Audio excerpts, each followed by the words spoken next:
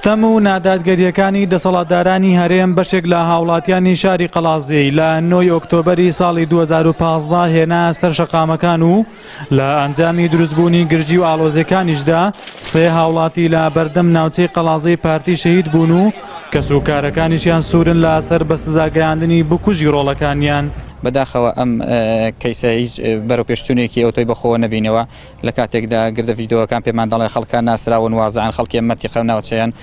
بەڵام دادگا هیچ ڕۆڵێکی ئەوتۆی نەبوو نەیتوانیەوە کەسەکان دەستگیر بکات ئەم تەقەکەرانە ئەم بکوژانە ئیلا دەبێت بە سزای یاسایی خۆیان بگەندەنە هیچ تەنەزولیەک قبوڵن نەکرد و قبوڵیشی ناکرد. ئێمە دوای ئەو ساڵە سێ ساڵە بەڕاستی هیچ ئومێدێکمان نەماوە بە سەر بەخۆی دەسەڵاتی قەزایی پێمان وایە کە دادگاکان بوونەتە دیوەخانی حیزب و دادوەرەکانیش بە ڕۆڵی دادوەرانەی خۆیان هەڵناسن هەر هەموو ئەمانە وای کردووە کە ئێمە ئومێدێکمان بە دەسەڵاتی قەزایی نەمێنێت کە ئەم خۆپێشاندانە هۆکارەکانی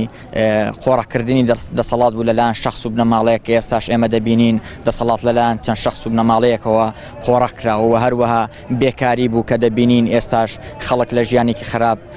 ژیان دەگوزارێنێ و دروستکردنی دەیان قەیران بوو کە ئێستا ئەم قەیرانە نەبوونیان هەیە کە دەسەڵات بە مەبەزی دروستی کردووە هەموو ئەمانە هۆکار بوون بۆ ئەنجامدانی ئەم خۆپێشاندانە کە بەداخەوە چەندان گەنجمان لە پێناو بە شەهیدکردندا و تا ئێستاش ئەو ئامانجانە نەهاتوونەدی.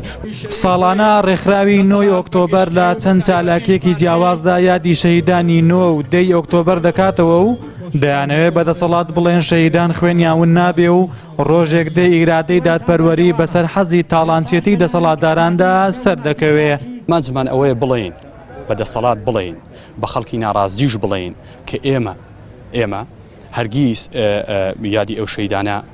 ون ناکەین و هەمیشە بە بەرزی ڕای دەگرین و بڵێ بەردەوامین لە ڕێگە و ڕێبازی ئەو شەهیدانە ئەو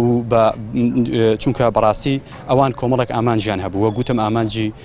عەدالەتی کۆمەڵایەتیان هەبووە ئامانجی ئازادیان هەبووە ئامانجی دیموکراتی بوونیان هەبووە ئەوانەش بەداخەوە لەگەڵ ساڵی 2015 ئەگەر بەراوردی ئەو ئامانجانە بکەین دەسەڵات نەک هەر نەیتوانیوە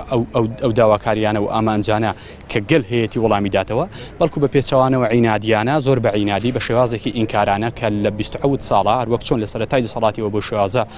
هاتووە لە ژەڵە زیاتر قەیرانەکانی قوڵ کردوێتەوە. 27 ساڵە هەردوو حیزبی دەسەڵاتداری هەرێم بوونە بار بەسەر شانی خەڵکەوە و لە سای قۆڕەخکردنی دەسەڵات و داهاتی ئەم هەرێمە هاوڵاتیانیان لە قەیرانێکەوە بە قەیرانێکی تر سپاردووە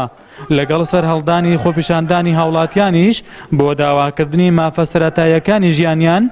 وەڵامی دەسەڵات هەمیشە گولە بووە بەڕووی خۆپیشاندەران و تا ئێستاش بکوژان داڵدە دەدرێن و هیچ کامیان بە سزای یاسایی نەگەیەنراون. عەبدوسەلام حەسەن، کەناڵی ئاسمانی پەیام، قەڵازێ.